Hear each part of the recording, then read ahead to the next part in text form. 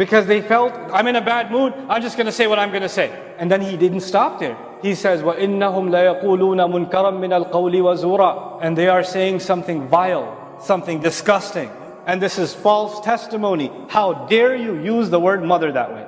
Now I don't have to make a list. Virtually in every culture in the world, the devil knows, shaitan is the same shaitan. The shaitan speaks Japanese, and the shaitan speaks Punjabi, and the shaitan speaks English. It's the same shaitan. The food can be different, and the cultures can be different. The devil's the same.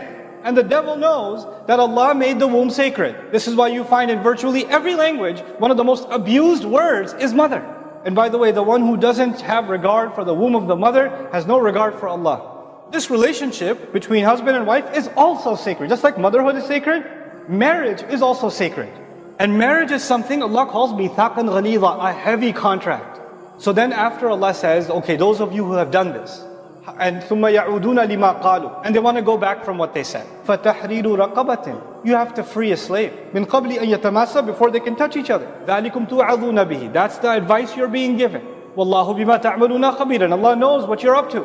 Then He says, and فَمَنْ لَمْ يَجِدْ, and whoever can't do that, they have to fast. Listen to this carefully now. That man has to fast 60 consecutive days, 2 consecutive months before they can touch each other. And then he says, and whoever can't do that, فَيَتْعَامُ سِبْتِينَ مِسْكِينًا, just like in any other Sharia, parts of Sharia, when you miss a fast, then you can make it up by feeding somebody. So you have to feed 60 people. By the way, in that story, when the ayat came down, the lady didn't stop. Khawla said, he doesn't have money to free a slave. And he said, well, he could fast for 60 days.